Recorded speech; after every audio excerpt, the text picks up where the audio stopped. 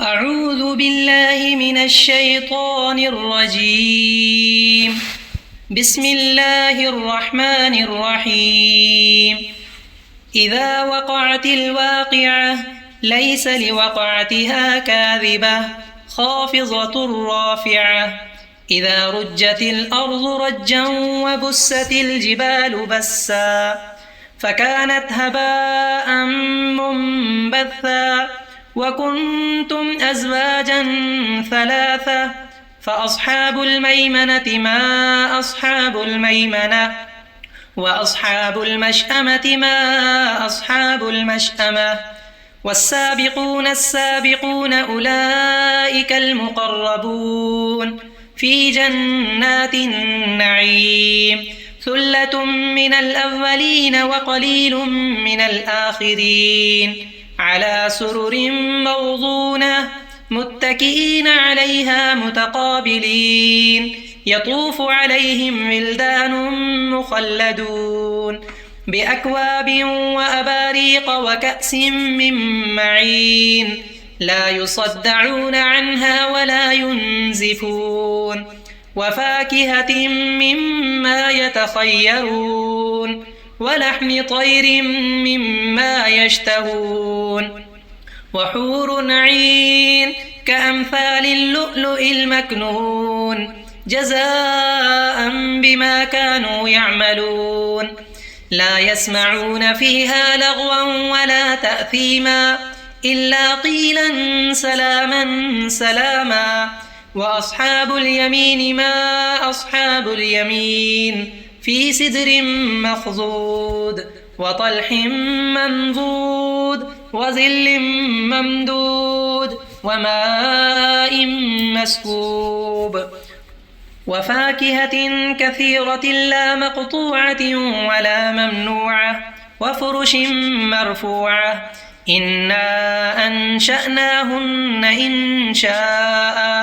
فجعلناهن أبكارا عربا أترابا لأصحاب اليمين ثلة من الأولين وثلة من الآخرين وأصحاب الشمال ما أصحاب الشمال في سموم وحميم وظل من يحموم لا بارد ولا كريم إنهم كانوا قبل ذلك مترفين وكانوا يصرون على الحنث العظيم وكانوا يقولون أئذا متنا وكنا ترابا وعظاما أئنا لمبعوثون أو آباؤنا الأولون قل إن الأولين والآخرين لمجموعون إلى ميقات يوم معلوم ثم إنكم أيها الضالون المكذبون لآكلون من شجر من زقوم فمالئون منها البطون فشاربون عليه من الحميم فشاربون شرب الهيم هذا نزلهم يوم الدين نحن خلقناكم فلولا تصدقون أفرأيتم ما تمنون أأنتم تخلقونه أم نحن الخالقون نحن قدرنا بينكم الموت وما نحن بمسبوقين على أن نبدل أمثالكم وننشئكم فيما لا تعلمون ولقد علمتم النشأة الأولى فلولا تذكرون أفرأيتم ما تحرثون أأنتم تزرعونه أم نحن الزارعون لو نشاء لجعلناه حطاما فظلتم تفكهون إنا لمغرمون بل نحن محرومون أفرأيتم الماء الذي تشربون أأنتم أنزلتموه من المزن أم نحن المنزلون لو نشاء جعلناه أجاجا فلولا تشكرون أفرأيتم النار التي تورون أأنتم أنشأتم شجرتها أم نحن المنشئون نحن جعلناها تذكرة ومتاعا للمقوين فسبح باسم ربك العظيم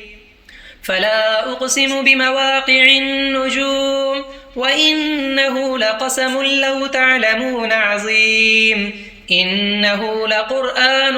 كريم في كتاب مكنون لا يمسه إلا المطهرون تنزيل من رب العالمين أفبهذا الحديث أنتم مدهنون وتجعلون رزقكم أنكم تكذبون فلولا إذا بلغت الحلقوم وأنتم حينئذ تنظرون ونحن أقرب إليه منكم ولكن لا تبصرون فلولا إن كنتم غير مدينين ترجعونها إن كنتم صادقين فأما إن كان من المقربين فروح وريحان وجنة نعيم وأما إن كان من أصحاب اليمين فسلام لك من أصحاب اليمين وأما إن كان من المكذبين الضالين فنزل من حميم وتصلية جحيم إن هذا لهو حق اليقين فسبح باسم ربك العظيم